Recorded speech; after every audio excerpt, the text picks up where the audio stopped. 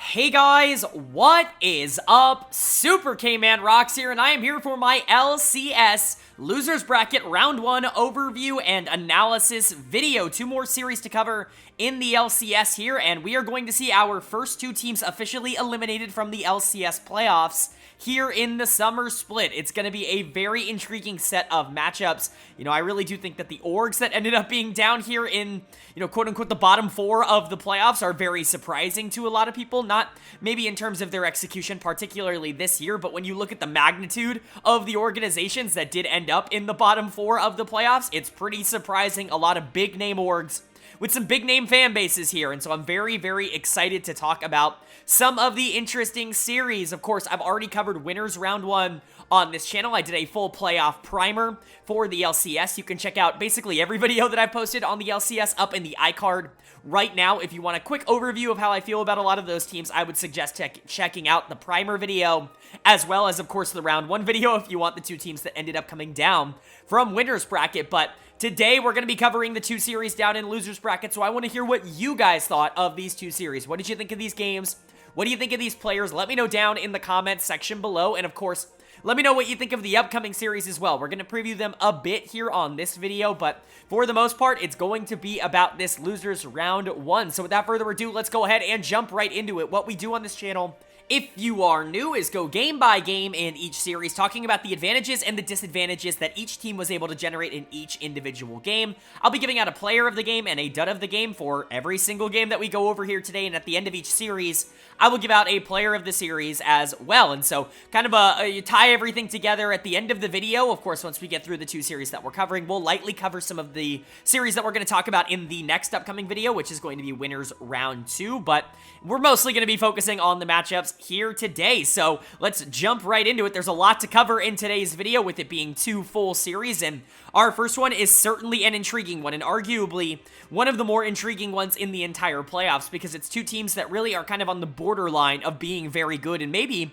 have kind of swapped places from some preseason expectations. We had a matchup between the number 6 seeded Team Solo Mid, TSM, and the number 7 seeded Dignitas, and I really like this matchup on paper. Talked about it a lot in the primer. While I do think that there is a little bit of a talent kind of equality here, and I think you could argue that even the underdogs in this series are the higher seed in TSM in terms of the talent on each individual team, I think the ways that they have come together as a unit are very, very different. I've talked about TSM in a very positive light, basically all split long. I really like the way that this team has come together. I think Insanity has been very good for them in the mid lane, and it's been a massive positive, and I think, Boogie, Turtle, Chime, I think have all been major positives for this team as well. They've all essentially had some of the best splits of their career. I still think Chime's 2022 is probably a little bit more of a standout, and obviously Turtle's had some pretty good years, but Boogie and Insanity, I think, have really emerged as really good players that definitely deserve to start in the LCS for this TSM team. If they do have a weakness, though, it's probably on the top side with Hauntzer, although worth noting that Hauntzer has always been very good in big games, big moments, and just because he's having a bad split, I would say overall, doesn't mean he can't step it up when it matters the most. He was so good in the NACL last split that to see him struggle so much in LCS is definitely a little bit upsetting, a little bit frustrating, but TSM, I think, in general, is more than the sum of their parts. And I think you could say the exact opposite for Dignitas, who has a lot of talent on this team. Players like Rich were all-pro players to me. A player like Rich was an all-pro this split. I know he's not going to get it. He didn't get it in the all-pro voting, but he was massive. He was the reason Dignitas did end up making playoffs. Very good. You have players like Santorin and Jensen, who have been able to make worlds in the past and have consistently been near the top of the LCS standings, but I don't think that they play in a way that is very conducive to winning, quite frankly, or at least they haven't over the course of the regular season. They've been able to get the job done against bad teams towards the bottom of the standings, but what really holds them back, and I talked about this a lot in my playoff primer, is just simply the pace at which they play the game. They play so slow. There are very few games that they dominate early, and they don't really generate a lot of tempo. They really try to capitalize on being able to scale up into that late game and just kind of out team fighting using their mechanical skill to be able to win the game from there, and I just don't think it necessarily works super consistently for them. You have to go against a team that's going to allow you to get to that part of the game that you're good, because really their early games have just not been all that solid. It's a major weakness for them, and it's something I think TSM could exploit. I think TSM should be the better team in this series, because I really do think they have been over the course of this year, but one lane that I did point out that could be, very much in favor of Dignitas is the top lane. Rich into Hanser, I think, is very Rich favored in terms of current, form, and I think that could definitely be something that Dignitas ends up playing into. And of course, they've got a lot of players that have been very good in very deep playoff runs before, like Santorin and Jensen. So anything can happen here in the LCS, but let's go ahead and jump into our game-by-game analysis, and of course, that means we get to kick it off with game number 1, and the winner of game number 1 was Dignitas. That's a very, very intriguing way to start this series. 26-minute win for Dig, and really, that's not what I expected. I really thought that this was going to go a different way, but Dig actually really dominated this first game. Some majorly aggressive plays coming out from TSM, and I do like the idea of playing really aggressive into Dig, trying to, put them on the back foot, trying to generate this lead, because when Dig has to play from behind, they are significantly worse as a team. They don't necessarily do well when they're not being able to just kind of team fight from even and get to the stage of the game where they can dominate, and especially in this game where Dig ended up going with the pretty, I don't want to say super aggressive jungle mid duo, but with the Tristana, something that does want to be moving around the map, does want to be creating plays, but you're going into Lilia and you're going into Jace, and even something like an Ezreal can be left alone for the set to be able to move around the map, and that really was a high priority for TSM in this series, was moving around the map and trying to create macro problems. The problem in that is that they were way too aggressive in their attempt to try and make that happen. Consistent invades in the jungle, and while it was working in the early game to try to shut Santorin down, eventually Dignitas just started placing wards and started tracking TSM, and they were able to turn a lot of these plays and really put TSM on the back foot. It was just too much aggression in a way that I think they ended up getting pretty majorly punished for. But player of the game for me on Dig is going to go to Tomo on the Zeri. He was kind of the big beneficiary, I guess you could say, of a lot of that engaged pressure over the middle part of the game, the mid game from TSM. Once they started getting wards down, Dignitas that is, and TSM continued to try and invade and play super aggressive and control the map. Dignitas was countering a lot of those plays, and a lot of the gold that they got from those plays ended up going on to Zeri. And that's a disaster if you're TSM. You really don't have a lot of ways to shut down Zeri in the late game here. You're just kind of relying on the fact that either she randomly gets hit by like a Shock Blast or a Lilia Ball, or like the set is going to be able to get on top of her from like a flanking position, and those are just very inconsistent ways of being able to deal with Zeri as an AD carry, even if she is a little bit less proactive right now. If you don't have a lot of ways to consistently be able to shut her down and get on her, she can still obviously carry games.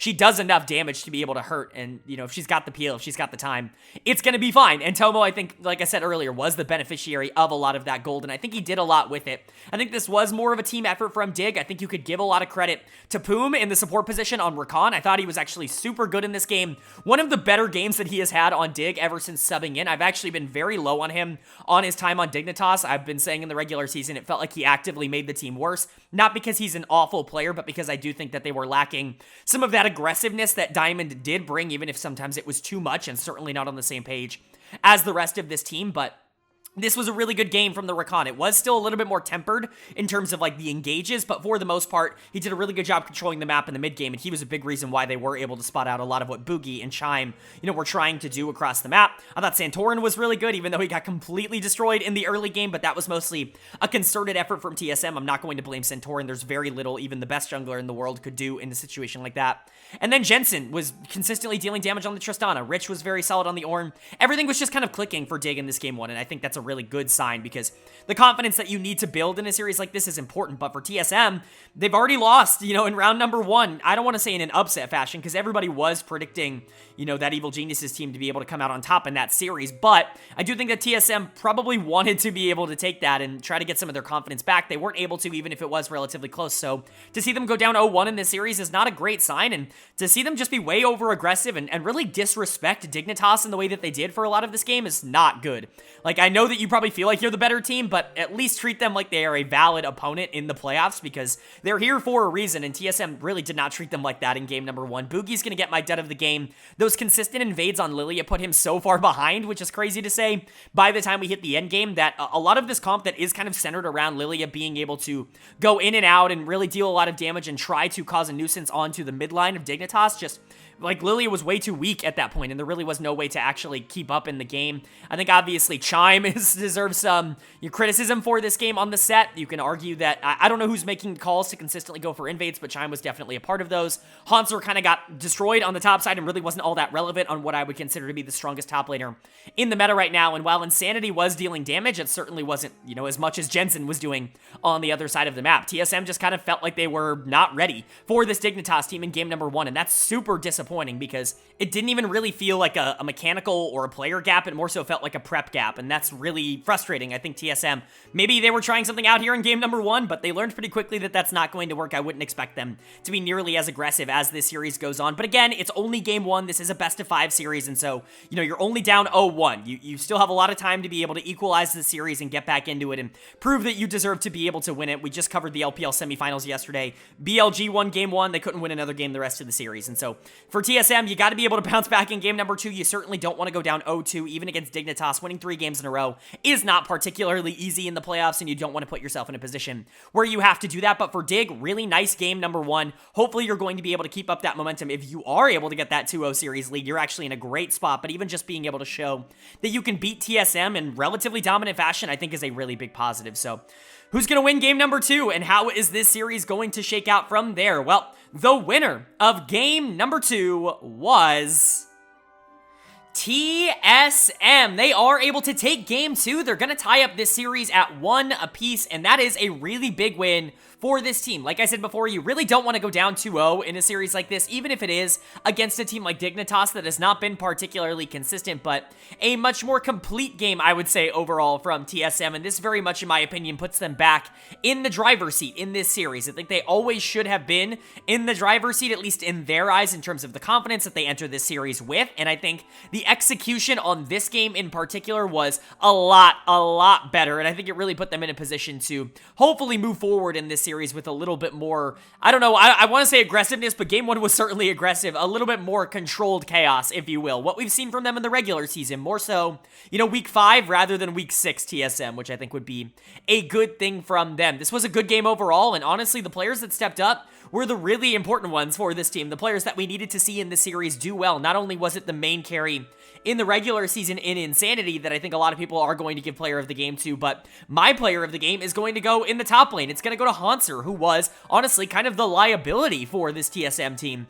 over the course of this split. He wasn't really awful, but he had a lot of really bad games. He had some good ones as well. I don't think he was nearly as bad as everyone is giving him credit for. I definitely think there were still some positive moments, but he was definitely a player that was struggling at points in the regular season. So to see him go into Rich, who's a really good top laner, Rich maybe getting saddled a little bit on Ornn duty over the course of the series so far, but getting to play the Rumble that he honestly struggled on in game 1 and getting to play it a lot better here in game number 2 is a really good thing. Now, it has to be taken into account that I do think Rumble is in an incredibly strong state at the current moment. I still think he's the best top laner. I see some people disagreeing. We've seen Aatrox thrown into that mix, and even generally just things like Cassante are still strong, but Rumble, I think, does the most consistently, and so I still really like that pick, and I do think that Hanser operated it really well, but if he's going to step up and quite frankly be better than Rich as this series goes on, or at the very least be able to neutralize what Rich's impact on the game would be, be at least as good as Rich would be on the other side of the map, I think that's one of Dignitas' big advantages, just kind of gone, quite frankly. I think that Rich over Hanser was probably the most egregious lane matchup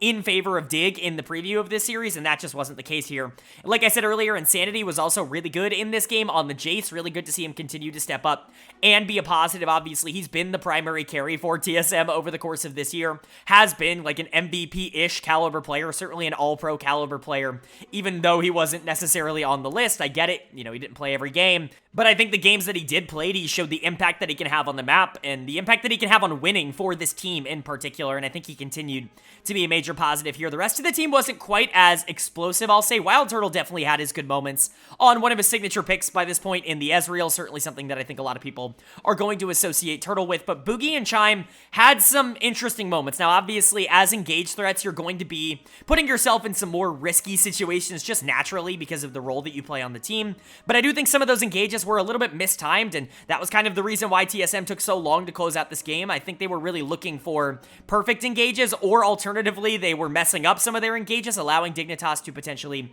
kind of equalize some of the game situations. I think in general, it didn't end up mattering all that much, but, you know, Hanser and Insanity were definitely the two main carries for TSM, and a big reason why they were able to take this one. And then for Dignitas on the other side, you know, you had moments in this game. I think Tomo in particular really did step up and was dealing a lot of damage. He's actually been really good on the Zeri throughout the series. A champion that I think really isn't all that strong right now, is certainly in a position where she's balanced, right? Like, she's balanceable. If you get on Zeri, she dies instantly. If you don't get on Zeri, she can still do a lot of damage. And I think you surround her with a lot of things that are basically there to make sure that the Zeri and the Tristana can take over. Things like the Ornn, the Maokai, the Braum. I like the idea behind this comp, but it does rely, like I said, on both of your carries stepping up and being positives. And I just don't necessarily think you got the same thing out of your mid laner here. My dud of the game is going to go to Jensen. He did not look all that comfortable on the Tristana towards the back half of the game. Obviously, Jensen's a little bit more of a mage player. We've always known that, specifically the control mage style, you know, things like Anivia, things like Zillion. He's really kind of, you know, Orianna. These are the things that he's really prioritized in the past, and Tristana's just way more aggressive than that. You really need to play kind of on the edge of danger almost at all times on that champion, and I don't think his Tristana is bad. I think there were moments in this game that were pretty okay, but he certainly didn't look nearly as comfortable as I think he needed to be for this comp to work. You were really relying on both of these two stepping up and being major in team fights, and unfortunately, you really only got that out of Zeri. And I think that really was the big difference maker. Now, that's not to say that the tanks were perfect. I think, you know, Santorin certainly had his poor moments in this game. Rich kind of was the worst top laner in this game, which is certainly frustrating, even though it's kind of a poor matchup, I would say, overall for Ornn. And then, you know, Poom on the Braum was there for protection, but, like, how much is he actually going to be able to do if this team has to play from behind? There were certainly things that ended up holding Dignitas back that weren't just Jensen, right? But I do think if that Tristana was stepping up a bit more towards the back half of the game, this could have been winnable for Dignitas. They were certainly in positions where they could have won some team fights, and they got late enough in the game where that Zeri was online. Unfortunately, they were just never able to win front-to-back 5v5s, and I think that ended up being an issue. But the series is now tied up at 1 apiece, and Game 3 has become significantly more important. If you're able to generate the confidence and the momentum in this series by going up 2-1, you're already at a major advantage. Only having to win one of the final 2 games is so much easier than having to win both of them. And so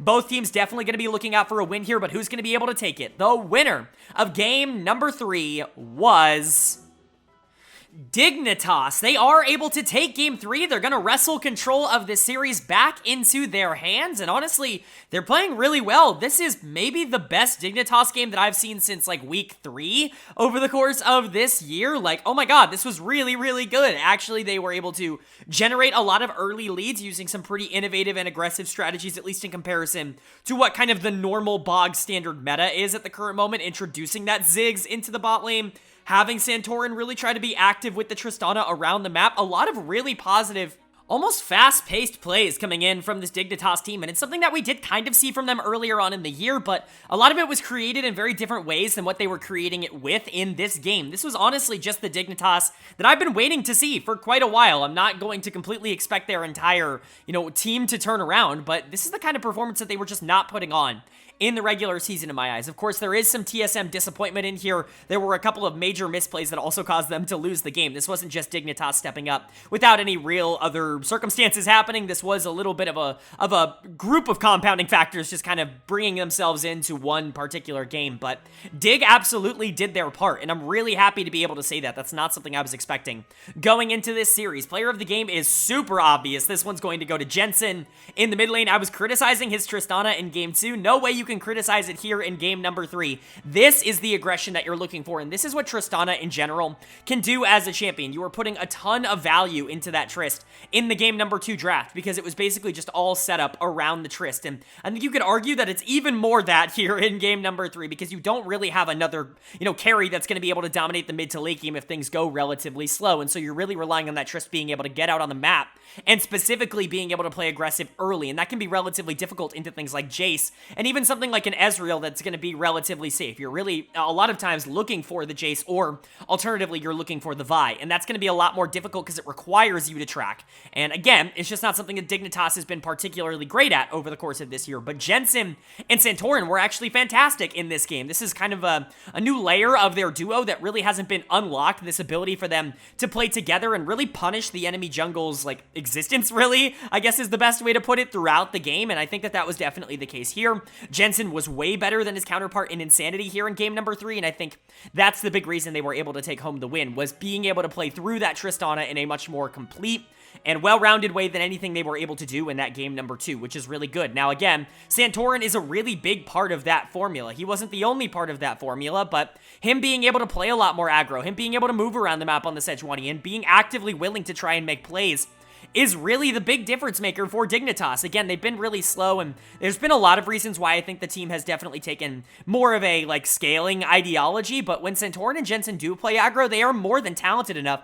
to be able to pull it off, and so I'm kind of surprised to not see them do it more often. I really liked what they were able to do in this game. Tomo and Poom were really good. Poom in particular is having a very, very good series, which is major for Dignitas. He was looking like a weakness going into the playoffs, and so to see him playing well in this series, especially into Wild Turtle and Chime, who have been very solid in the bot lane, is definitely a positive, and Rich was fine in the top lane. Didn't necessarily need to be the carry this game, but that's good for Dig. Not relying on that top lane spot, I think, is going to be a positive for them. Overall, it was just everything you kind of wanted to see out of Dig in this particular circumstance. This was a great game, and on the flip side of that, this was a miserably bad game for TSM. You were really looking for them in this particular series to step up and really gain control and punish a lot of Dignitas' weaknesses, but instead, you've kind of gotten Dig back on the right track, which is certainly not what you wanted to say, and a couple of the players that really need to step up just didn't have a great game 3 here, if I'm being honest. Insanity, kind of chief among them. He was, I guess, responsible for both of the kills, but I think outside of that, his map positioning was really bad in this one. This was one of the worst games that he's played. He is going to get done of the game. I actually think I'm in the camp where I do think he's been phenomenal, and I do think he's been all-pro caliber over the course of this split up until this point. I know that there are going to be a lot of people that kind of disagree with that take, disagree with that mentality. I'm certainly not one of them. Insanity has earned a lot of the respect that I think he has generated over the course of this split. However, he is still a relatively inexperienced player at a playoff level, right? As much as Insanity has played at the LCS level, for Immortals and now for TSM, he's never really been a guy that's been able to win a whole ton on a lot of these teams. And so these big games have kind of eluded him over the course of his career. And so him struggling here, I think, is definitely a little bit frustrating. He was really good in that series against Evil Geniuses, so I don't want to discount him too much. I really do just think it's one bad game. And even then, I don't even think it was disastrous. Boogie really struggled in particular in this game. Like I said, a lot of attention being thrown into that jungle matchup, and the Vi, when she gets behind early, I mean, this is going back to 2022 where I really hammered this point home in basically every single recap, but when Vi gets behind early, she's bad. I think people have really started to accept that Vi from behind is just not nearly as useful of a champion as basically any of the other frontline engage, primary engage, I should say, junglers, things like the Sejuani on the other side. And Boogie definitely proved that in this game. Wild Turtle was doing no damage on Ezreal. That champion just does absolutely nothing if you have to play against a really tanky comp like Dignitas has.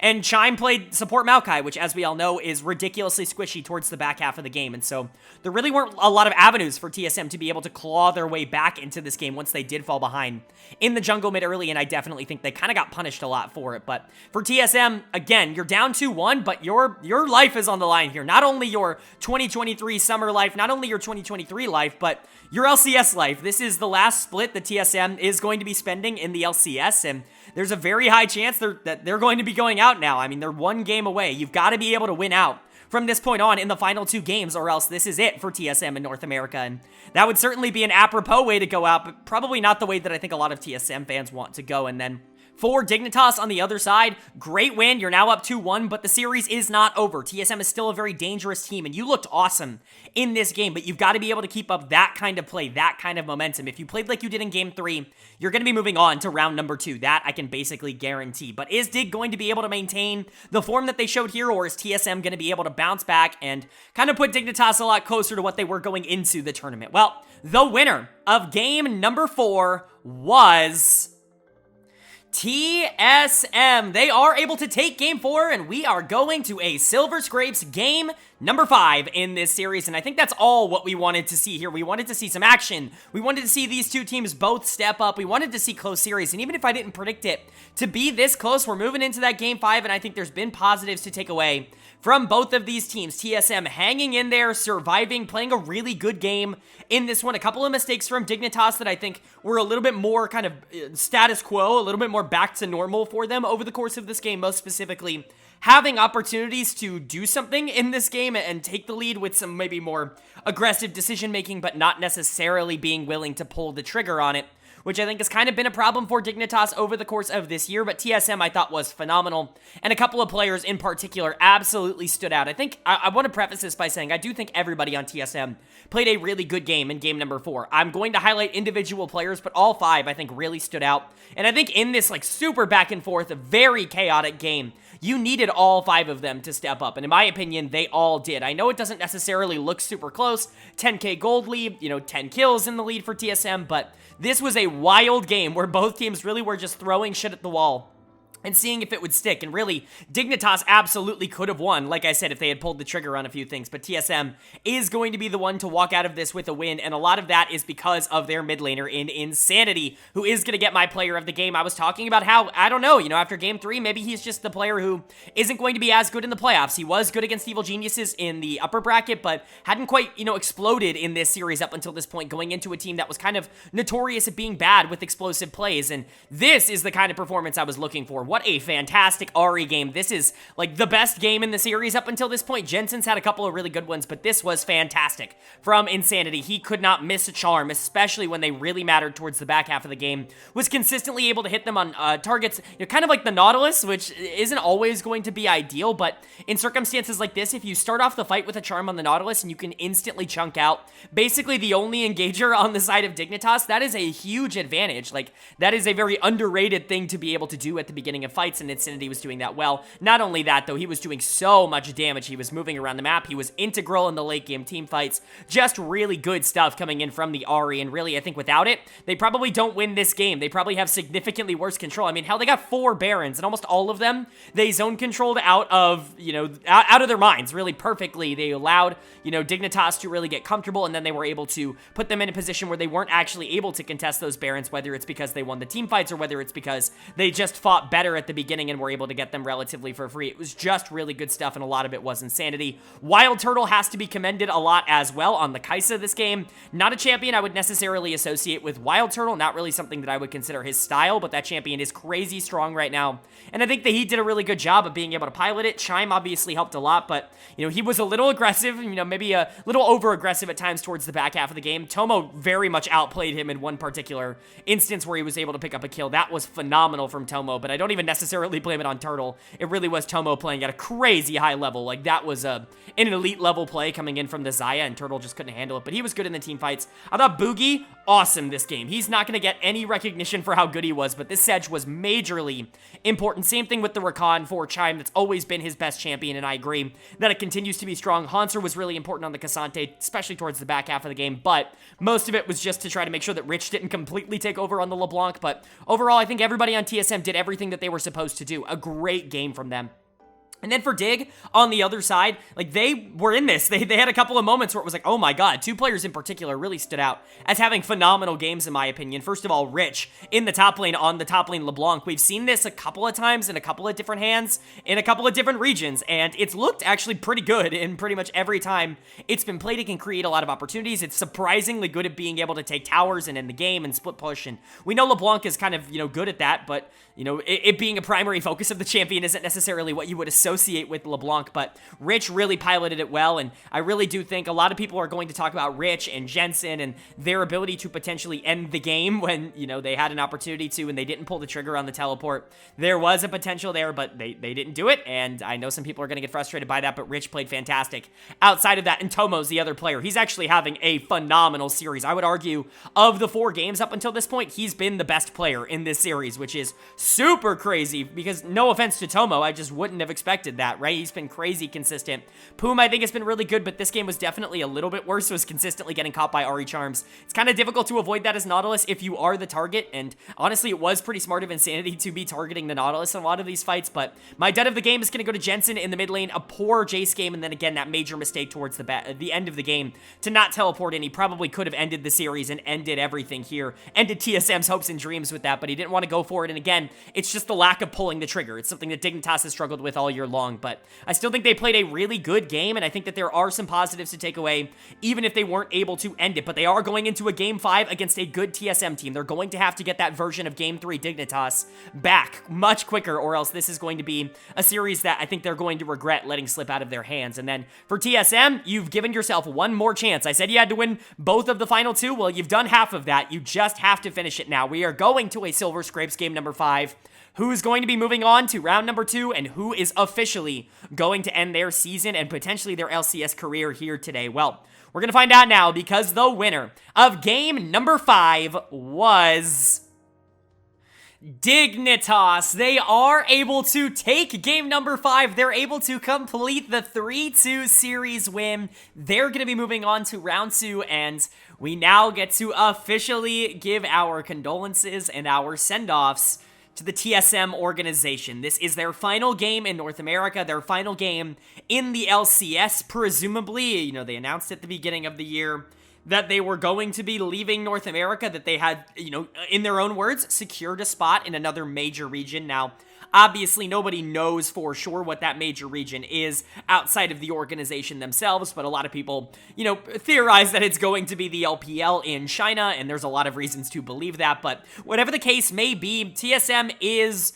the org in North America. Whether or not they have been that over the past, you know, 3, 4, 5 years is irrelevant. When you think of North American League of Legends, you think of TSM. You think of what they've been able to do at the beginning, how they basically cultivated the scene alongside CLG, and to see both of them leave the LCS, presumably in the same year, it definitely is a wild kind of changing of the guard, if you will. We've got plenty of fantastic organizations in North America to keep the LCS afloat. I'm certainly not saying that because the legacy orgs are leaving that there is a problem, but it is worth noting that a lot of history has gone out of the league this year, and TSM is absolutely a major part of that history, if not the single biggest part of that history. But let's talk about the game first and foremost. I'm starting to eulogize them before I've actually explained the cause of death, so might as well go over game number 5 here. Let's start from Dignitas' perspective. First of all, fantastic game coming in from them. They really needed to be much more clinical, and while I do think this game was incredibly close, I think a lot of that was just a couple of players on TSM playing really well, like they did for a lot of this series. But Dig was just better down the stretch, and I don't think a lot of people were going to see that coming. I certainly wasn't. Dig had always been pretty good in late game teamfights. That was a big strength of their team, is if they could get to the late game relatively even. They were actually really good at being able to play from neutral in the back half of games. The problem was that there just weren't a lot of like really good teams that were allowing them to get to late game relatively neutral. Kind of the 100 Thieves scenario of Spring Split, if you will. If you remember why that team ended up bowing out of playoffs, it's because teams realized that if they attacked them early and didn't allow them to scale up to being online, they really struggled. And I think Dignitas was kind of a similar team in the regular season, but I think that they were a lot better here in the early game in the playoffs. Now, that certainly doesn't mean that they were clinical. I certainly think that they're going to struggle against much better teams, but TSM didn't really have the answer, and I think a lot of that is on Dignitas, and good for Dignitas. I think a couple of players in particular really stepped up. My player of the game in game number 5 and my player of this series as a whole is pretty poetic here. It's going to go to Jensen being the one to officially put the last nail in the coffin of TSM. That is a very, very fun storyline. One of the greatest players in North American League of Legends history in Jensen. Being able to do that to TSM, I certainly think is something that I am excited to, you know, kind of see play out. But Jensen was awesome this series, except when they lost. When he was, you know, on the losing team, I think he actually played pretty bad, but when he was on the winning teams, I think he played really, really well this series. This Azir game was really good, but I think that Tristana game in game 3 was the best game that Dignitas had across this entire series, and he was still really good in game number 1 as well, and so a lot of positive takeaways for Jensen, and it's really good to see him just be the best player on the team because they really needed that from him. He is the veteran, he is the big star, and honestly, he's the one that should be stepping up and being the best player on this Dignitas team. I guarantee you he was brought in to be that guy for them. It certainly shouldn't be the bot lane, and Rich has been very good for them, but he's a top laner. You can't expect game to game for him to be that in the LCS. They just don't play around that lane particularly well, so to see Jensen kind of fulfill that role that I think a lot of people really wanted him to have at the beginning of the year is good. good. I think Tomo and Poom were fantastic in this series. They're not going to get nearly as much credit. I think Tomo actually probably had maybe his worst game of the series here in game number 5, especially in their wins, but I still think that it was pretty darn good. He still was dealing a lot of damage on the Xayah. He was just so consistent for most of this series, even in their losses, and then Poom was actually, like, really good today, and I think that is a major, major positive for Dignitas. Not saying that support position has been all bad over the course of this year, but it's certainly been mostly bad for Dignitas over the course of this year. So to see Poom feel like he finally did start to integrate himself better with the macro and the way that the team wanted to play, I think is a positive. He's a really good mid-game skirmisher, and he's really good as a late-game team fighter. I just do think he can struggle with being a little bit under-aggressive in the early game at times, which was kind of the opposite problem that he had on CLG back when he was their support, but I do think that he was much better in this series, and I think allowing him to kind of play more to his strengths, I think really helped him out a lot. But, you know, Rich was good in game number 5 here. I think Hanser was also really good. We'll talk about him in a second, but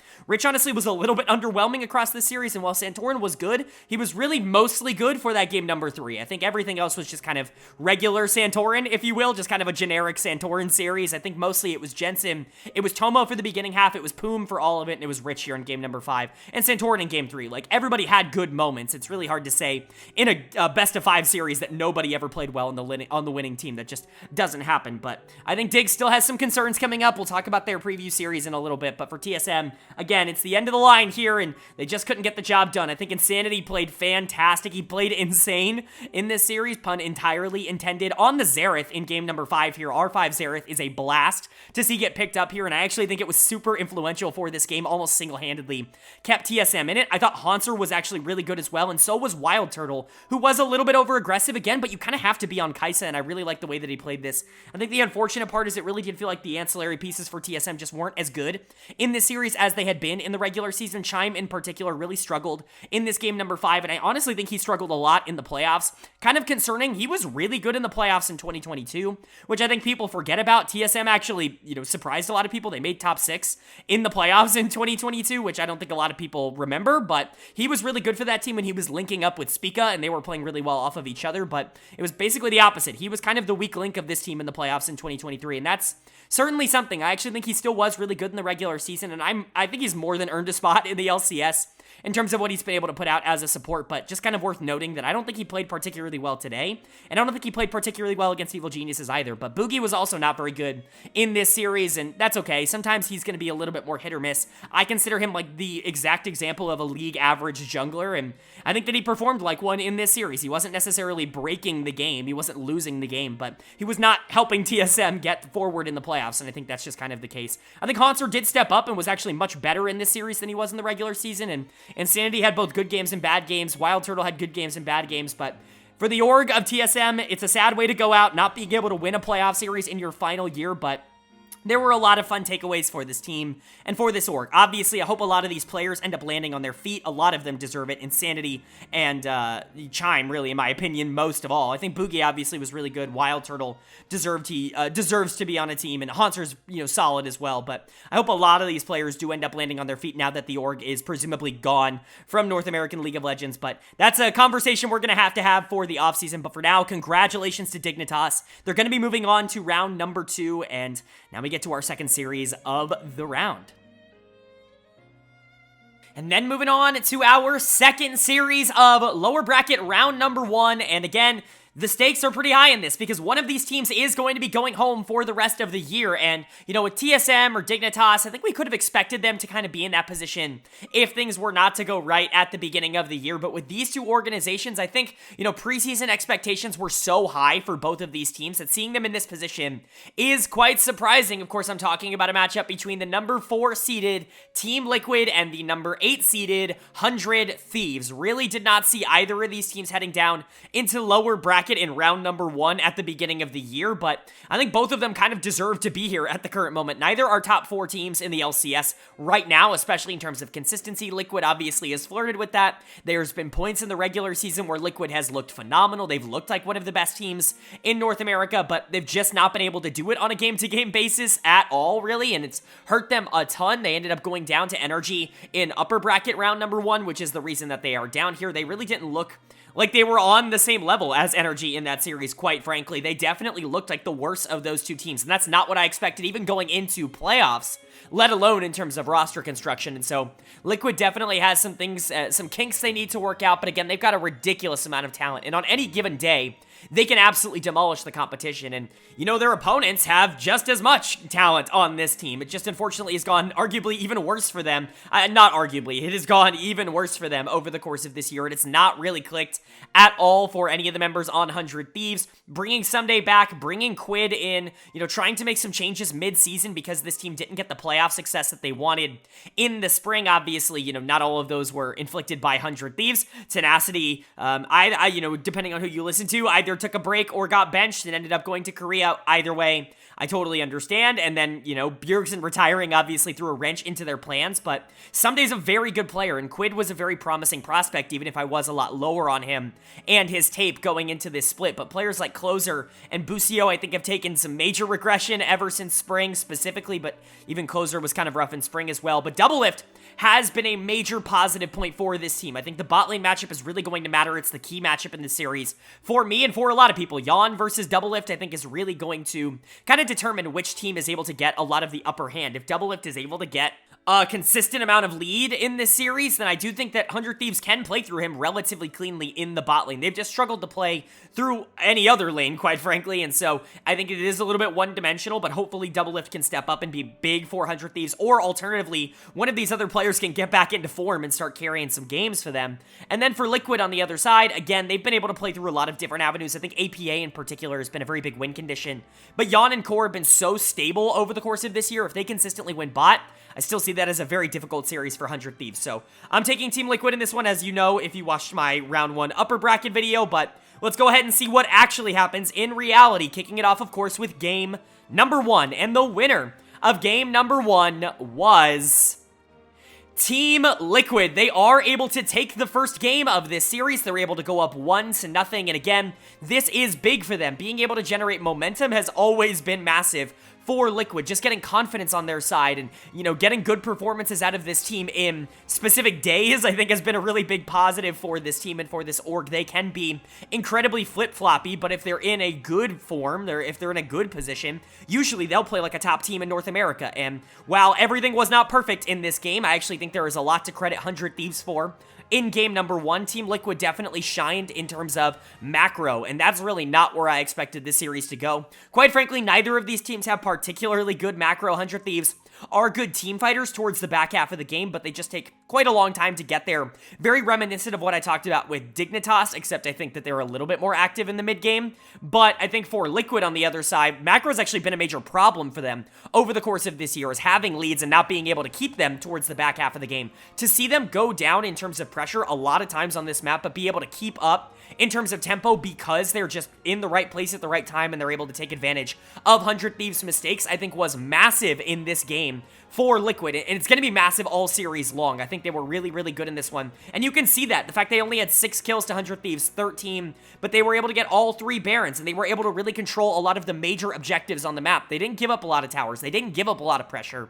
What they did was, you know, say, screw it. Like, if you're going to get some kills, you're going to get 1-off kills, 2-off kills, but we're going to get something else for it, and we're going to make it a gold trade that's in our favor. Really good stuff from Liquid. Player of the game for me is going to go to Pioshik in the jungle. This game would have been a lot harder, in my opinion, if you don't have a really strong Poppy in the jungle. Yes, like, APA was doing some good damage, and Yawn in particular, I think, was really good towards the back half of this game on an Ezreal pick that is increasingly becoming higher and higher prio, not only in the LCS, but specifically for this Liquid team. I think, obviously, those carries had to step up and be important, but I don't think they win this game without Pioshik.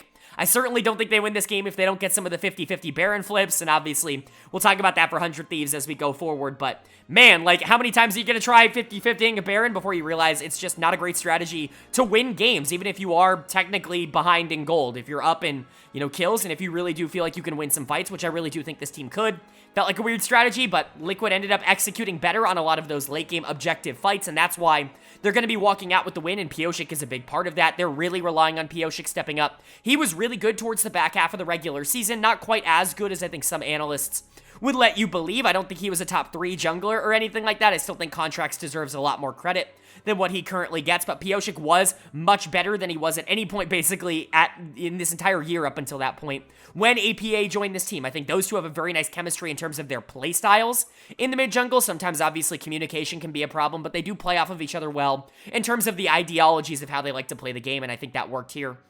Like I said, Jan was also really good on the Ezreal. You really need your AD carry to step up in a situation like this, and he did. Core was solid. Summit had a couple of bad flanks on the Kennen, but he also had a couple of good ones, and he was really important in some of those fights, and so for Liquid, it's a team effort, but it's a macro effort. Like, you're winning this just by being a little bit more proactive on the map, and not necessarily by individually outskilling your opponent, which is honestly more encouraging to me. And then for 100 Thieves, man, you just made some critical errors throughout this game that if you were able to clean up, like, there's a very real chance you're able to walk out of this with a win. I do think if they don't end up just flipping every objective, basically 50-50, then they're actually in a relatively decent spot to try and control these objectives a bit more. You've got a lot of poke on this team, and yes, Liquid has a lot of ways to engage. You've got the Rakan, you potentially got to watch out for Kennen flanks. There are a lot of things you got to be worried about, but it's really hard to engage on top of Renata, Varus, and Azir. It's actually really difficult to end up getting in there, and you still have the Cassante and the Rel if you do want to try to make offensive plays as well, and potentially, of course, even like a Flash Varus ult or a Renata ultimate. Like, there are a lot of ways to end up turning fights in your favor in that situation, and I just don't think 100 Thieves I don't think they were patient enough. That's what I want to say. It's not even a real execution thing. I just think they tried to force these issues a lot faster than what they needed to do. They needed to be a little bit more patient, and I think things could have worked out. The Azir and the Varus were both online. They were dealing a lot of damage, but I think, like I said before in a couple of the games in Dignitas versus TSM, the ancillary pieces were a little bit off in this game, especially in fights. Done of the game for me is going to go to Closer in the jungle. It just felt like you don't really need to... I don't know if he's the one making the call to take all these objectives, but as the jungler, like, you need to be able to step in and say, like, no, we can't do that, right? Like, they just made some bad calls, and I think Closer ended up getting punished for it. A couple of those Rel engages, especially in the final team fights, were quite bad as well. But really, I think gameplay-wise, Busio was arguably the worst player on 100 Thieves this game. I'm not nearly as low on Busio as maybe some of the other members in the community are. I think he's been very good in lane and just has been a little bit iffy outside of that, but this Renata game was a little bit poor from him. It felt like he wasn't super comfortable on the champion. I think he is comfortable on Renata. It was maybe just a bad game, but it didn't really feel good. The ultimates were not impactful. They were consistently at the wrong time, and I think a little bit of better placement, and maybe the game goes in a different direction as well, but for 100 Thieves, you really were very close in this game, and I think there's minor tweaks you need to make in order to get back in this series, but obviously you don't want to go down 0-2. You want to be able to grab that game number 2 win and tie this series up at 1 apiece. You don't have to win 3 in a row against a tough Team Liquid team, but are they going to be able to do that, or is Liquid going to be able to take a dominant 2-0 series lead here? Well, the winner of game number 2 was 100 Thieves. They are able to take game 2. They're going to tie up the series at 1 apiece. We've seen so many series go to 1-1 across every single, region, every single playoff bracket. 1-1 has been by far the most common outcome, which is crazy that no team really seems to consistently be able to win 2 games in a row in the playoffs, but it makes for some fun series, and we get another one here, a nice win from 100 Thieves that obviously puts them in a much better position in this series than anything that they would have had before this. Like, just really, really good stuff from them. And again, I think a lot of this you can put on the player that has kind of gotten them into this position in the first place in a good way, that being their AD carry double lift. But we got to talk about the level 1, because what happened here at level 1? If I'm Team Liquid, I'm chalking this game up to complete variance, because to give over 2 kills for free to the most predictable Nautilus invade at level 1 is just so not good. Like, I don't really know why Liquid was just kind of chilling. Were they just, like, brain off? Were they not expecting any sort of aggression coming out from 100 Thieves in the early game? It just didn't seem like they were ready at all for a play like that to happen in the first place, and that's not good. You're in the playoffs. Like, you gotta be ready. You gotta be ready to play, and it didn't feel like Liquid was necessarily ready for a play like that. Like I said, level 1 play ends up happening, 2 kills go over to 100 Thieves, and they're able to generate such an advantage that even though they do mess up at points in the mid game, they actually have a couple of really bad engages in the mid game that end up giving over some gold back to Team Liquid. They're more than far enough ahead for Double Lift to just kind of end the game on the Kaisa, just to be too strong to actually deal with, and he made a lot of really good plays in this game. Pretty easy choice for player of the game here in game number 2.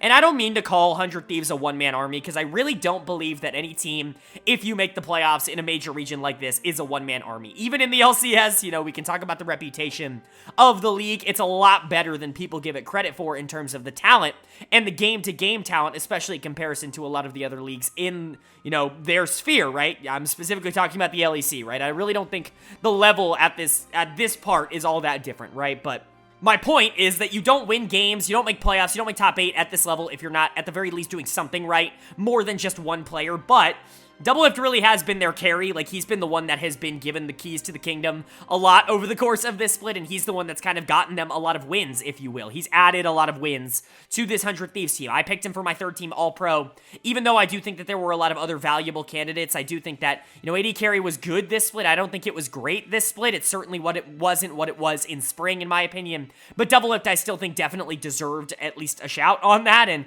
he continues to be the force for 100 Thieves here. He got the Kai'Sa, which is obviously an incredibly strong pick in the current meta, and to get early kills on Kai'Sa just completely changes the outlook of how this bot lane plays. Typically speaking, that Xayah Rakan's going to have all the pressure in the world early on in the game. They're going to have the push, they're going to be able to skirmish a lot more in the mid game, and they're going to be able to do a lot more because Kai'Sa has a lot more trouble actually being able to get in and deal the damage that she needs to deal. But if you donate her 2 free kills to start the game, well, all of a sudden, Kai'Sa no longer has trouble dealing with Xayah because she's a half item up the entire game, and so really good stuff, I would say, obviously, from 100 Thieves to be able to capitalize on Liquid's mistake, at least going for the play in the first place, was obviously a really good idea, but man, you gotta look out for stuff like that. But credit to Doublelift. I actually think Quid played very well in this game. He's not gonna get the credit that he deserves, but Quid was really good on the Tristana. He's been up and down, I would say, if I were to put it kindly, over the course of this split. I really have not been a huge fan of his tape. Again, I talked about that before the split. I wasn't a big fan of his tape on Gen G Challengers. Thought that team was pretty bad, and Quid was kind of the lone bright spot of it, but in a sense of, like, he was getting all the resources, and he was kind of funneled in a lot of those games, and I didn't think it was translatable to a team that wasn't going to do the same thing to him, and that's unfortunately kind of been the case, but he has shown mechanical talent. He's had good games in the past. Good to see him have one in a very important moment here in the playoffs. He was much better in lane than APA, which I think is always going to be a positive. Busio obviously creating that very big play at level 1. He, you know, was very important. Someday had good moments on the Ornn. Closer had a couple of bad engages on the Rel in the mid game that ended up giving some gold back over to Liquid, but he was really good at closing out the game, and so, you know, I'm not going to freak out too much. Just in general, I think 100 Thieves was really lucky to get that level 1 play. It would be interesting to know if this game would go as well for them if they don't have that early lead, but I guess we're never really going to have to find out, right? They did what they needed to do, and they were able to, you know, close this game up, tying up the series, I guess I should say. And then for Liquid on the other side, again, you just kind of lost to a level 1 invade, but I don't want to say that that was the only thing that you did wrong in this game, because there were moments where it really felt like you were starting to come back, you were starting to generate some gold, but I think the bot diff in this game was actually very, very big, and I think that was a big problem. Obviously, a lot of that gold going over to Kai'Sa really, like I said earlier, changed the dynamic of how Yeon and Core had to play a lot of this early laning phase, but I thought Yeon in particular was actually really bad over the course of the mid game and wasn't being nearly as proactive, I think because he wasn't as comfortable in the matchup that he had placed himself into, or that he had been placed into, essentially, by 100 Thieves. Yeon is going to get my dud of the game for game 2. I still like him as a player, and he's been very good over the course of this year. Maybe not a superstar, but like a quality starter in the LCS, which I think is very valuable. I just think that Doublelift absolutely outplayed him. Even if you take away the 2 kills, I do think that just individually, like mechanically, Doublelift was doing a lot more on the map, was being a lot more aggressive, was willing to start a lot more fights basically himself, was taking good trades, and Yeon actually had a lot of opportunities to be able to trade back in situations like this, and it just didn't feel like he wanted to.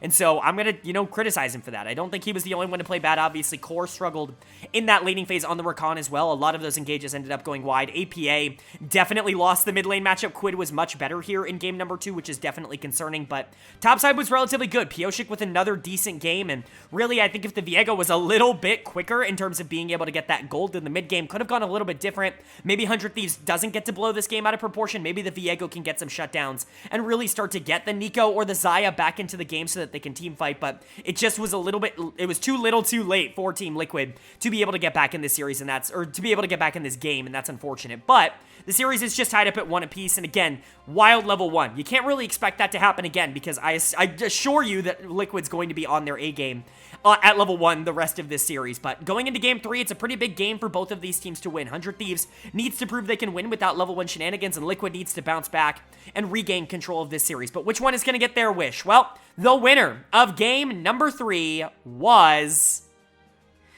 Team Liquid, they are able to take Game 3. They're going to regain control of that series like I was talking about. They're going to reestablish themselves going up 2-1, and this was a really nice win. Again, every time the game has gone relatively even, not completely bonkers throughout the beginning section, Liquid's done incredibly well in those games. It really does feel like they're better at the core game of League of Legends than 100 Thieves is at the current moment, and I think that is definitely showing. Now, I do want to talk about draft a bit because I think, you know, in most cases, I try not to bring up draft too much. I always say this, and this is something where if you're new to the channel, great, you get to hear it. If you're a longtime viewer of the channel, I'm sorry you have to hear this for like the 17,000th time, but every draft has a win condition. I mean, you would be hard-pressed to find a pro draft, like a real draft that a team has that doesn't have some way to win the game. And I think that especially in the modern day, you're just not going to see a draft that can't win, right? You're just not going to see a draft that it's like impossible to win. Now, that's not to say that some drafts aren't harder to execute than others, but at the end of the day, what League of Legends is, as a game, is a battle between two teams who are both trying to achieve their win conditions. And whichever team plays towards their win conditions better is probably going to win, even if that win condition is harder, right? But it is worth noting that 100 Thieves made their life a lot harder in this game with this draft. You have a single, like, main threat comp with the Kai'Sa. Everything else on this team is basically there to set up the Kai'Sa, and so if Kai'Sa gets behind, all of a sudden this game becomes impossible, right? Like, your win condition is Kai'Sa, and so you need to make sure that she's in a spot where she can actually play the game, and the problem is, 100 Thieves didn't do that, and Liquid actually has a really good comp to try and play into that. They have a bunch of lockdown. They have a bunch of ways to stop what Kai'Sa in particular does, with Cassiopeia and Taric being able to shut off a lot of what Kai'Sa ends up wanting to do. And then if that champion, specifically, if Kai'Sa, if Doublelift cannot get online this game, I don't know how you win this game. Like, Ahri's not going to deal enough damage to be a primary carry, and Cassante, Rel, Rakan is just not going to cut it. And so, the Kai'Sa getting behind, and Liquid drafting a lot of things that are specifically good into Kai'Sa, like, that, it's so hard to win this if you're 100 Thieves, quite frankly. And so, wanted to point that out. Again, it's possible for 100 Thieves to win. I've seen a lot of people say that, you know, from draft, the game is over. That's never the case, right? Like, there is no draft where once draft is over, the game is over. Not in pro. It just doesn't happen, right? Like, these players are simply too good. If 100 Thieves was able to get a ton of gold on the Kai'Sa in the early game, it simply does not matter that the Cassio and the Taric are able to do well into her. If she has enough damage and enough consistent damage over the course of this game, she can 1v9. Like, there is a world in which she can do that with the, you know, with Rel and Rakan and a bunch of setup, Cassante, Ahri charms, like a bunch of setup on this team. And so, like, even if it is a lot more difficult to end up winning the game that way, like, it is possible. So I hate this narrative that, like, any team really loses at draft. I think, again, you can, even if the percentage is only 5 or 10%, like, that's still more than 0, right? So Liquid had a much easier time in this game because of their draft, but I don't think it was necessarily, like, you could have lost this game. You know what I mean? This could have gone wrong. It just didn't, luckily for them. But my player of the game is going to go to Core JJ. Thought he was the most important player of this game on the Taric. I think a lot of people are going to give this to Yon. I could really see this going to APA as well. I thought Pioshik was awesome in this game. Summit was pretty active on the Fiora and was certainly doing a lot of good things in side lanes. This was just a little bit more of a dominant Team Liquid win. This was a really good one to see. There were definitely moments in game 1 where they didn't look nearly as in control, right? You know, they were definitely better in the macro game, but some micro things, especially in the early game, didn't necessarily go their way. I think this was a much more complete performance coming in from Team Liquid. I think Tristana Taric is, like, really good as a bot lane. I think Taric's very niche. Like, you need to pick him into the right comp, but this is the right comp, and Core's always been really good at this champion. And Trist is a flex pick. Like, I know a lot of people don't necessarily see her as that, but yeah, she can still go bot lane, and she can still do a lot. Especially into a pick like Kai'Sa, who obviously is super popular right now, but, you know, has trouble in the early game, especially trying to play from neutral, and that's where Trist really excels. And so, really like this draft coming in. Obviously, Nautilus jungle's very good if you can pilot it well. Does take a little bit of skill, but Pioshik has definitely been better than Closer in this series, and I thought APA was really good on one of the picks that I think people do start to associate with him in the Cassiopeia. Summit was very good on the Fiora as well. Liquid just felt very complete this game. And then for 100 Thieves on the other side, like I said, you put yourself in a pretty rough position pretty early on, just from the draft. If your Kai'Sa ends up not being a hyper carry this game, you're going to find it very difficult to win, and that was the problem, right? Is like Doublelift did not have a very good game. He's going to get my dud of the game, but a lot of that was Liquid targeting him, right? You're drafting Tristana Taric, trying to shut down that Kai'Sa early, and it works. And then Pioshik is consistently spending a lot of time to make sure the Kai'Sa isn't in a good spot, and then all of a sudden 100 Thieves don't really have another lane that they can win through, which is a problem. Now, obviously, there were some things they could have done different, you know, putting a lot of faith and effort, I would say, a lot of resources into Doublelift early on in the game. I think could have changed things a little bit. Closer's pathing could have potentially been better. Quid building damage on RE could have potentially been a lot easier to at least do something with in the mid-game this game, but overall, there was just a lot of, I'd say, small mistakes coming in from 100 Thieves that did end up costing them in the end, and that's kind of a microcosm of their season up until this point, is they don't necessarily play awful. They're not making these gigantic errors where they're sitting there and, like,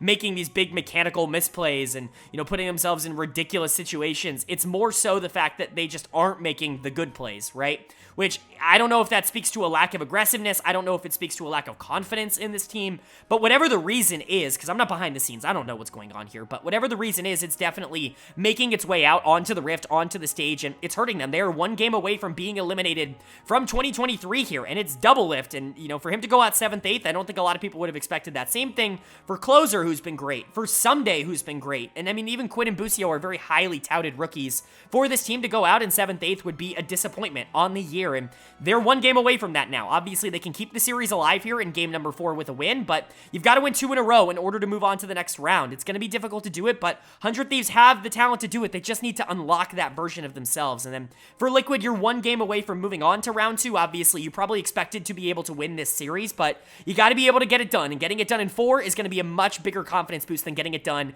in 5. So are they going to be able to close it out in game number 4, or is 100 Thieves going to be able to drag this series out to a second Silver Scrapes game 5 in this round? Well, the winner of game number 4 was Team Liquid. They are able to take game 4, and they're going to close out this series in 4 with a 3-1 series win over 100 Thieves. Team Liquid is going to move on to round number 2 now. We're going to preview that, like I said, at the end of this episode a bit, but 100 Thieves has officially been eliminated from the LCS and from the 2023, I guess, World Championship qualification system. They can no longer make an international tournament, and it's got to be at least a little bit frustrating for this org, who I think really did invest a lot into not only this split, but this year in general. They wanted to promote a lot of their young guys. They really wanted to see what they had in them, surrounding them with, you know, big name talent like Bjergsen, like Doublelift, and really trying to make something with Tenacity in the top lane and Busio in the support position, 2 very highly touted North American prospects. And while things haven't necessarily ended super well, Tenacity's in Korea now, you know, Bjergsen's retired and Busio is not played as well as expected. I think 100 Thieves still has a lot of positives to take away, and there's a very, very high likelihood that this org is sitting here in 2024 in a really good spot, because they're just so well run that I can't imagine more than 1 year where they're not a threat to win the entire LCS. And so before we get into them, let's talk about Team Liquid, because they are the ones that are going to be moving on, and they did play game 4 really well here. I really liked the way that they played the back half of the series. They were so confident that they were going to be able to come out and just be better than 100 Thieves after that game number 2. I think when they saw that that's how 100T had to be able to win a game, I think TL was like, oh, okay, like maybe we are just kind of better. And I think they went in with the kind of confidence that you get from that mentality for the rest of this series. And I've always said this in League, I think confidence is arguably just as important as talent. Like, believing that you can win is just as important as, you know, actually being able to win, right? Making the plays that it takes to win, that you can only make if you truly trust yourself. Like, having the gall to go for the aggressive plays, that's so important in League of Legends, and this Liquid team was not afraid to do that over the back half of this series. Player of the game for me, and player of the series as a whole, is going to go to Pioshik in the jungle. Really loved how he played this series overall. He was consistently in control over Closer, especially in the mid game. It felt like TL's mid games in general, but in the late game as well, his team fighting was phenomenal. And like, usually when a jungler gets player of the series, it's a lot of early game pathing, and it's a lot of, you know, being able to create advantages for a lot of his laners. But for me, Pioshik is getting this because I would argue that he was the most important team fighter in this entire series from either team. He really was that crucial in all 4 games, really. I mean, maybe the exception of game 2, right? But Pioshik was awesome, and if you're going to get really good series out of Pioshik in the playoffs, that's massive. This is, you know, Pioshik, it's what he does. He sometimes, you know, inset during the regular season because it's Pioshik and he can be fairly inconsistent, but he's always stepped up when games really matter. He's a world champion, and this is the kind of experience you get from a world champion. I thought the rest of the team was really good. Jan and Core, I think, were really solid. Core was kind of the backup pick for me for player of the series. I think he was really good. I am kind of surprised they gave it to Summit on broadcast, and yeah, Summit was really good here in game 5 or game 4 on the Jax. I thought it was this was probably his best game of the series, but I certainly don't think he stood out nearly as much as Pioshik or Core did in their individual individual roles. APA was pretty solid. Again, not necessarily a standout. The Cassio pick is definitely a positive, and one that I would definitely consider a big part of his wheelhouse, but not something that I think was like overly dominant. And Jan was good, but he was also kind of bad in game 2, and so that kind of holds him out. But Pioshik was definitely the most consistent over the course of this series. But in general, this looked a lot more like the Liquid I think we all wanted to see going into playoffs. The confident, aggressive, flip-floppy version of Liquid, but with a little bit of macro sprinkled in, and that's the sweet spot. Like, that version of Liquid will probably make Worlds. Like, that really is kind of the end-all, be-all. If they can just limit some of the major mistakes that they make towards the back half of a lot of these games, they're talented enough to be able to win early against basically anybody in the league. And so I trust this TL team quite a bit if they're going to play like this. But again, how often are they going to play like this? I guess we'll find out as we go further and further along in the playoffs. But for 100 Thieves, a frustrating way for 2023 to end, and a frustrating year in general for this team. But let's take a look back. We have to remember this team finished in 3rd place in the regular season in the spring split. I think a lot of that gets lost because of just like how poorly they performed in the playoffs last split, ending up not winning a playoff series and getting knocked out before they could really even get a chance to play for a shot at MSI. And, you know, and obviously everything that went wrong in summer, them barely squeaking into playoffs, losing a tiebreaker to Dignitas and losing twice to them in the final week of the season. And then, you know, now going out 3-1, only winning one playoff game where they get a miraculous level 1. Like, it's certainly not a year to remember for 100 Thieves. But again, like, this is probably the worst performance in this organization's history. A lot of people are going to point to 2019. And I understand, like, 2019 was pretty bad, but I would argue that this was probably more disappointing. I don't know, man. The bang year was very unfortunate for 100 Thieves, but what I mean to say, bringing all this up, is that this is an org that doesn't fail. Like, this is an org that doesn't do poorly all that frequently, and so to see them do, you know, kind of underperform expectations over the course of this year, it's definitely noteworthy. I still think that there is a lot in the tank for some of these players, especially Doublelift, who I think had a really good year and a pretty decent series outside of Game 3, but there are definitely some changes that are going to need to be made. Closer and Quid did not work together, and honestly, Closer had a really bad year. He's going to get dead of the game here in the final game of the series, and quite frankly, Closer just feels like he's lost a lot of the aggressiveness. Now, for me, it very much felt like an environment thing. Like, I'm not going to try and pretend like I'm in comms or I understand, but Doublelift has always been a very strong personality on a lot of the teams that he has played for, and he likes to play a certain style, and I just don't know if Closer necessarily fits into that style, because we've seen Closer be so successful for a long period of time in this league, playing a very different style to what he played this year, and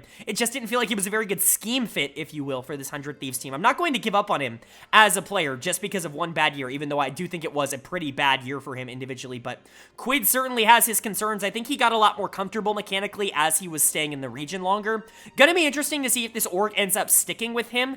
I don't really know what direction they're going to go in. I think I could see them going either way. Quid really didn't get a lot of time to gel with this team, and, you know, I can understand wanting to give him maybe like another split or two, but I could also see a world in which they're like, wow, he just did not perform, and I don't know if we necessarily want to move forward with, you know, a rookie that came in and just wasn't very good over the course of this split. So it'll be interesting. I imagine players like Busio will probably get another shot. There was plenty in this year to make you feel at least a little bit positive about Busio as a player, and someday, you know, he's just so crucial to the 100 Thieves org. They got rid of him in the spring split and brought him back here for summer because he is really their franchise player. So a lot of, I think, questions and things going into the back half of this season, or I guess the end of this season and the off season, that this org is going to have to answer for. But if I had to guess, this is not going to be a team that replicates this performance in 2024. I imagine 100 Thieves is going to bounce back incredibly strong because they're just that well run as an org. They're not going to stay down for long.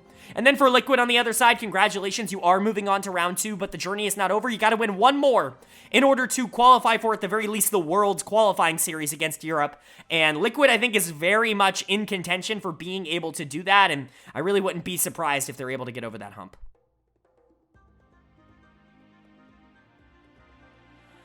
Alright, but that is going to do it for my LCS Losers Round Number 1 overview and analysis video. I do hope you guys enjoyed. Up on the screen is the updated bracket here for the LCS Summer Championship. Of course, Dignitas and Team Liquid moving on in that Losers bracket, but we've got upper bracket to cover. Now, I'm not going to be previewing these matches too much because, again, you know, I'm getting these videos out as quickly as I possibly can, but Cloud9 EG has already been played, and so as you guys are watching this, you'll know the result to that. Don't want to go into it because I will be going into that in a future video, but whoever wins, remember, between Golden Guardians and Energy, and then Cloud9 and Evil Geniuses, those two teams will qualify at the very least for the Swiss stage of Worlds, which is massive. You would be skipping over play-ins entirely, your main stage of Worlds no matter what, if you're able to win one of those two upper bracket series. So big series coming up, and that video, of course, will be out a little bit later this week, not too long later this week, but Dig and TL going to be facing the losers of those upper bracket series. Incredibly excited to get into those, but I would love to know